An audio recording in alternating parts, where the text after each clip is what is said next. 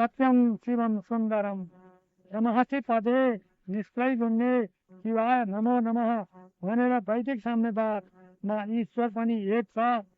अरूले जीवसम्म जानेका छन्। वैदिक साम्यवादमा धर्म पनि एक छ। मानव धर्म नै धर्म हो। अरूले धर्मलाई अनेक प्रकारका रूप रङ नाम अनेका भनेका छन्। तर हाम्रा साम्यवादमा राम शाहका धर्म चौतारामा धर्म एउटै छ। धर्म अफिम होइन। अफिमलाई धर्म भनिन्न। त्यो नशा हो। अफिम खाएका थिए चिनकाले। केही दिन पछि चिनको अफिम उफ्रियो अनि माओवादीहरू आए। माउ साउ आए। उनले अफिम उतारेर आज चिनलाई स्वर्ग बनाएका छन्। त्यसकै स्वर्ग सम्पूर्णले आफ्ना आफ्ना देशलाई बनाउनु पर्छ। यो मनलाई शान्ति सन्तोष आदि चाहिन्छन् र शरीरलाई घाँस बाँस कपास चाहिन्छ र मनलाई शान्ति र सन्तोष चाहिन्छन् र बुद्धिलाई सत्यम शिवम सुन्दरम भन्ने सत्य चाहिन्छ। अरूलाई मरेपछि केही छैन भन्छन्। वैदिक साम्यवादलाई मरेपछि पनि सचित आनन्दमय धाम चाहिन्छ। त्यो सज्जनानीति शान्त उपासी छ। जसबाट जन्मेको हो, जसबाट जीवित छ, जसबाट जीवित थियो, जसमा मरेर फेरि दिन हुनेछ, त्यही हो। केन्द्र हाम्रो सबैको एउटै। त्यसमा फरक छैन। मर्ने बेलामा मुसलमानले पनि यो सुन्नत गरेर आएको छ भने पनि त्यसले सुन्नत नगरेर जानुपर्छ, आउनुपर्छ। त्यसले अरू घाँटीमा कालो बाँधेर आएका छन् भने यिनीहरूले पनि कालो नबाँधेरै आउनुपर्छ, जानुपर्छ। जस्तो हिन्दूको मरण छ त्यस्तै गरी सबैको जीवन र मरण छ। हिन्दू धर्म नै धर्म हो। हिन्दू दर्शन नै दर्शन हो। अरू सबैको दर्शन हिन्दू दर्शनमा एकता हुन्छ, एक हुन्छ। एकताको केन्द्रबिन्दु हिन्दू मात्रको धर्म हो।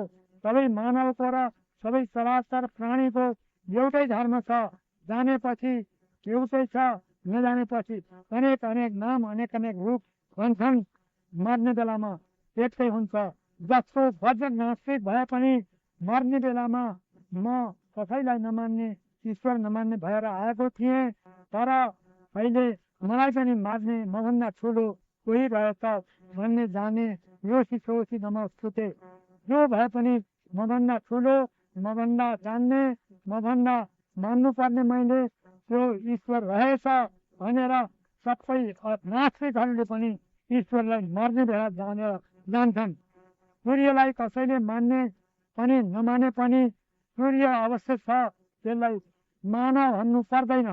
चन्द्रलाई कसैले माने पनि नमाने पनि छ, आगो माने पनि नमाने पनि अवश्य छ, फुल छ। पानी माने पनि नमाने पनि पानीले डुबाउँछ, बगाउँछ। पृथ्वी माने पनि नमाने पनि छ, नमाने पनि सधैँ छ। अन्धाले देखेर भन्दैमा, देखेन भन्दैमा हामीले छैन भन्नु पर्दैन, सबै छ। उल्लुले देखेन भन्दैमा सूर्य छैन भन्नु पर्दैन। छैन भनेर हात हाले पनि आगाले अवश्य पोली छोड्छ। छैन भनेर हम थाले पनि पानीले डुबाई छोड्छ। छैन भनेर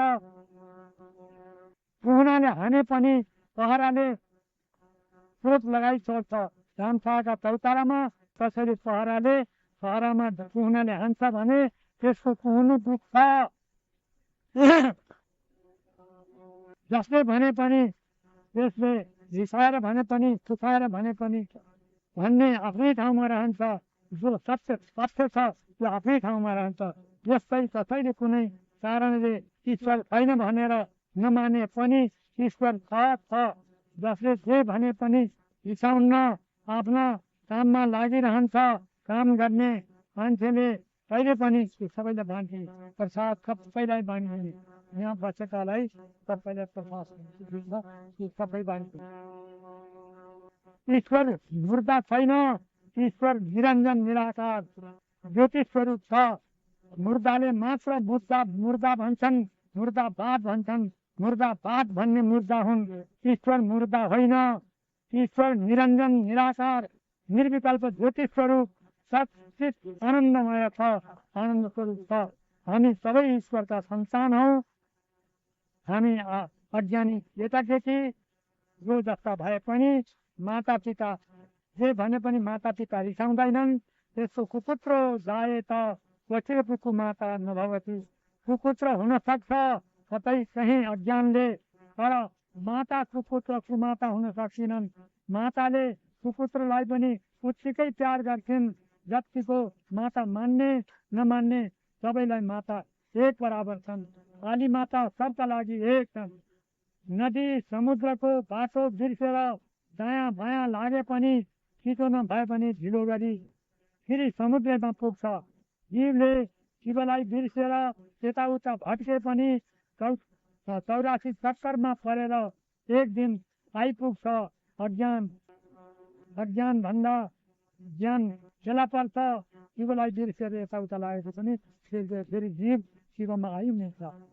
मातर मेदिनी तात मारुत सखे तेजस्वी बन्धो जल धातर व्योम निबद्धेश भवताम अन्त्य प्रणामाञ्जलिः युष्मत् संग बसोपजात सुकृतोद्वेक कुरन् निर्मल ज्ञानापास्त समस्त मोह महिमा लिए परे ब्रह्मणि भनेर हामीहरूले सम्पूर्णले मिलेर अन्तमा जस्तो नदी समुद्रमा मिल्छन् त्यसै गरी जीवहरू गएर शिवमा मिल्छन्।